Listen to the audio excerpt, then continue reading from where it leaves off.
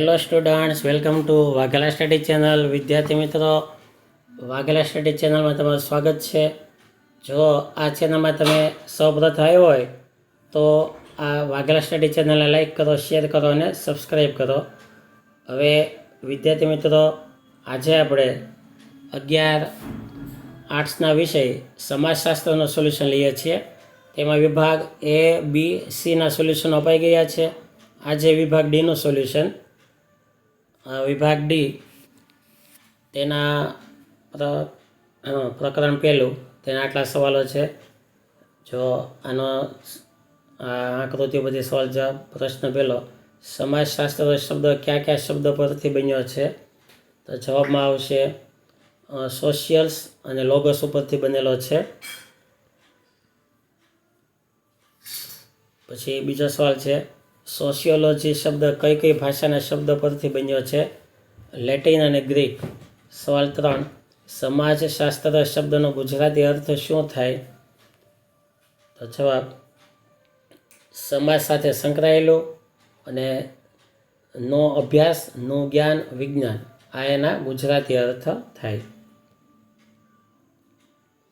હવે પહેલાનો જવાબ. સવાલ પહેલો છે, ટૂંકનો લખો ઓગસ્ટ કાંત. તો એનો જવાબ છે કે ફ્રાન્સનો સમાજ વિજ્ઞાની હતો ઓગસ્ટ કાંત. 1798 થી 1857 સમાજશાસ્ત્રના આદ્ય સ્થાપક કે સમાજશાસ્ત્રના પિતા ગણવામાં આવે છે. વિડીયો પોઝ કરીને પાકું કરજો.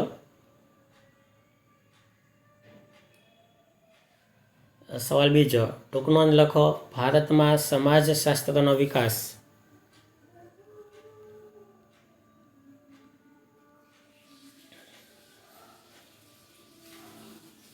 સવાલ 3, ગુજરાતમાં સમાજશાસ્ત્રના વિકાસની માહિતી આપો.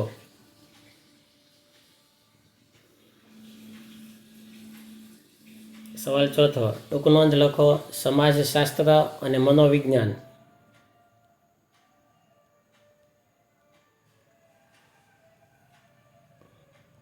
હવે પ્રકરણ 2 તેના સવાલો જોઈએ. તો આ 6 સવાલો છે. પહેલો જવાબ, ભારતની જ્ઞાતિ વ્યવસ્થા અંગે નોંધ લખો. તો જો આ રીતે બધી જ્ઞાતિ વ્યવસ્થા છે. મુખ્ય 4 વર્ણો હતા, બ્રાહ્મણ, ક્ષત્રિય, વૈશ્ય અને શૂદ્ર. તેમાંથી અનેક વર્ણો થયા ધીમે ધીમે.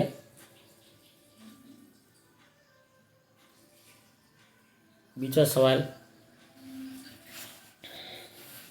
સામાજિક નિયંત્રણના લક્ષણો વિશે જણાવો. તો આ સામાજિક નિયંત્રણના લક્ષણો, પહેલું સાર્વત્રિકતા, બીજું સામાજિક નિયંત્રણ એક પ્રક્રિયા તરીકે, ત્રીજું વિવિધતા. સવાલ 3, માનવ સમાજ અને માનવેતર સમાજ વચ્ચેનો સંબંધ સ્પષ્ટ કરો. તો આ માનવ સમાજ, આ માનવેતર સમાજ. D4, ચોથું, સામાજિક દરજ્જાના પ્રકાર જણાવો. તેમાં 2 દરજ્જા આવે, અર્પિત દરજ્જો અને બીજું પ્રાપ્ત દરજ્જો. પાંચમો સવાલ, સમુદાય અને મંડળ વચ્ચેનો તફાવત જણાવો. તો એના તફાવતો, સમુદાય અને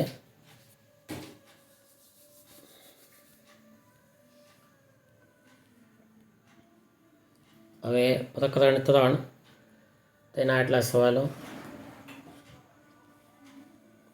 પાંચમામાં ફકરા પરથી સવાલ જવાબ. પહેલો જવાબ, અમુક સામાજિકથી તે સામાજિક ધોરણો સુધી, પછી આ સામાજિકથી તે માપદંડો સુધી, બીજો, ત્રીજો માપદંડોથી તે નિયંત્રિત કરે છે ત્યાં સુધી. સવાલના જવાબો. હવે સવાલ જવાબ. પહેલો, સામાજિક વ્યવસ્થાનો અર્થ સમજાવો. તો આ સામાજિક વ્યવસ્થાનો અર્થ અને તેની વ્યાખ્યા. બીજો, સામાજિક વ્યવસ્થાના લક્ષણો સમજાવો. તો આ સામાજિક વ્યવસ્થાના લક્ષણો. બીજો જવાબ, તેમાં વિભિન્ન ભાગો વચ્ચે પરસ્પર અવલંબન, સામાજિક વ્યવસ્થામાં સ્થિરતા, સામાજિક વ્યવસ્થામાં પરિવર્તન. ત્રીજો સવાલ, સામાજિક રચનાતંત્રના લક્ષણો વિશે જણાવો. આ લક્ષણો: સામાજિક દરજ્જાનો સમૂહ, સામાજિક ભૂમિકાઓનો સમૂહ, સામાજિક ધોરણો. ચોથો સવાલ, ટાલકોટ પાર્સન્સનું AGIL મોડેલ સમજાવો.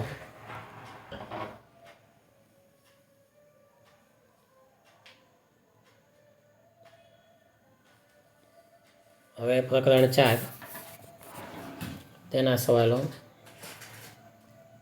આ રીતે 8 સવાલો છે. પહેલો જવાબ: સામાજિક આંતરક્રિયાના સ્વરૂપ તરીકે સ્પર્ધા.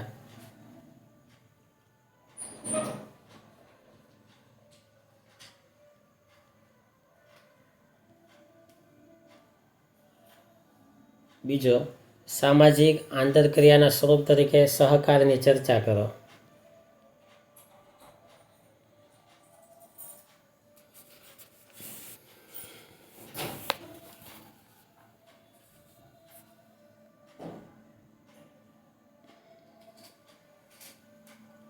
પછી આ સહકાર.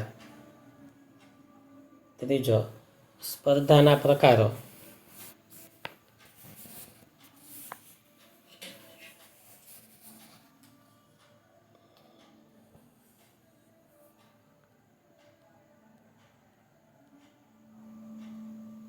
ચોથો,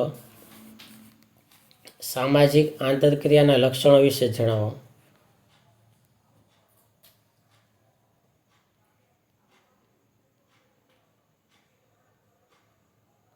પાંચમો, સામાજિક ગતિશીલતાના લક્ષણો.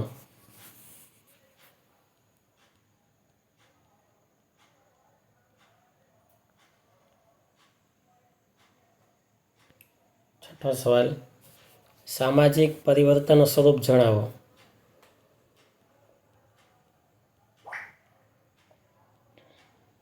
સાતમો, ધ્યેય અથવા લક્ષ્ય.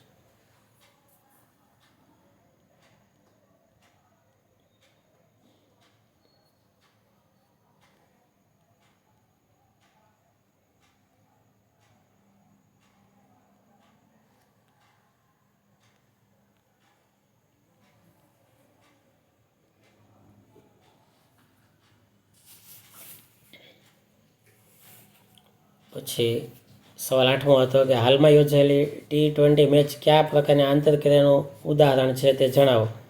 તો 8મો જવાબ તે સહકારનું ઉદાહરણ છે ને તેમાં આટલો જવાબ આવશે. પ્રકરણ 5 તેના સવાલો. પહેલો જવાબ, સામાજિક એકતાના વાહક તરીકે કુટુંબ વિશે સમજાવો. આ કુટુંબ. સવાલ બીજો, સામાજિક એકતાના વાહક તરીકે મિત્ર જૂથ વિશે સમજાવો.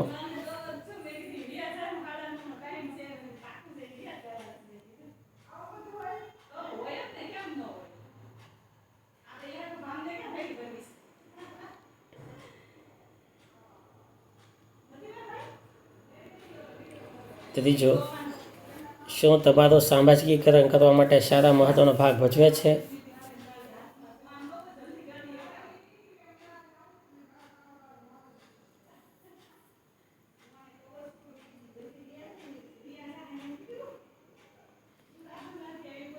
ચોથો સવાલ, સામાજિકીકરણના મહત્વના વાહક તરીકે સમૂહ માધ્યમોની સમજૂતી આપો. આ સમૂહ માધ્યમો. પાંચમો સવાલ, સંસ્કૃતિની વ્યાખ્યા આપી તેના પ્રકારો ઉદાહરણ સહિત સમજાવો.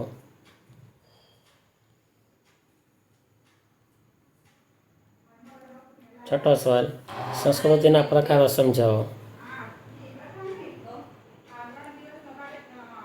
તેમાં ભૌતિક સંસ્કૃતિ, અભૌતિક સંસ્કૃતિ, બોધનાત્મક સંસ્કૃતિ.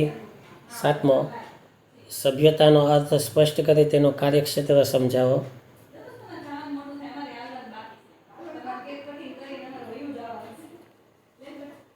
આઠમો સવાલ, ભૌતિક સંસ્કૃતિ વિશે સમજાવો.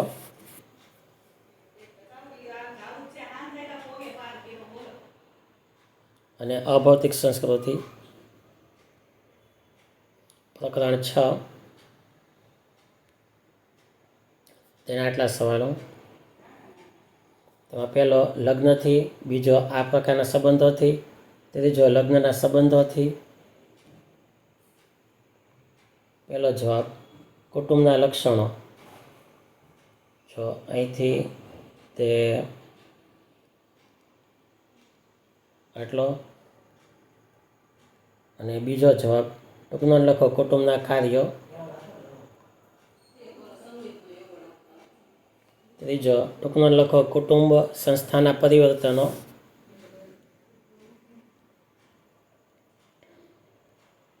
ચોથો સવાલ લગ્ન સાથીની પસંદગીમાં અગ્રતા સૂચક ધોરણો જણાવો. કુલીનશાહી, દિયરવટુ, જેઠવટુ, સારીવટુ, પિતરાઈ લગ્ન. પાંચમો લગ્નના ઉદ્દેશો જણાવો. ધાર્મિક ફરજો, પ્રજા, રતિ, ગૃહ નિવાસ. પ્રકરણ 7 તેનો પહેલો સવાલ મુલાકાત પ્રયુક્તિ અને પ્રશ્નાવલી પ્રયુક્તિ. બીજો પ્રશ્નાવલી પ્રયુક્તિના લાભ અને ગેરલાભ.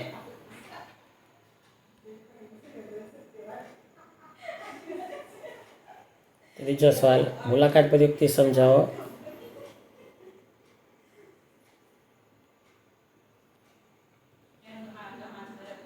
ચોથો સંશોધનના હેતુઓ સ્પષ્ટ કરો.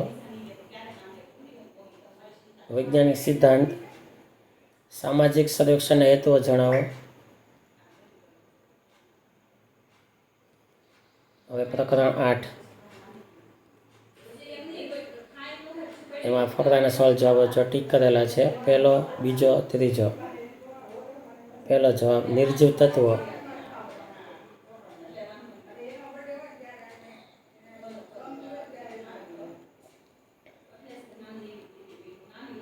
બીજો પર્યાવરણના પ્રકારો જણાવો.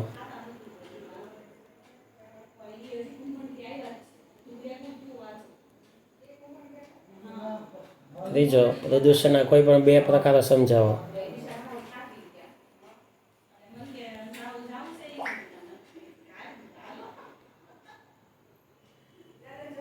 નર્મદા બચાવ આંદોલનની સમજૂતી આપો.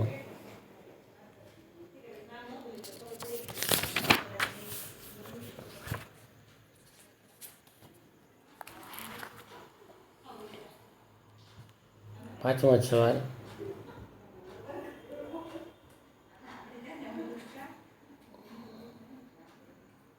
છઠ્ઠો જમીન પ્રદૂષણની સમજૂતી આપો. તો આ રીતે અહીંયા વિભાગ ડી પૂરો થાય. Thank you very much.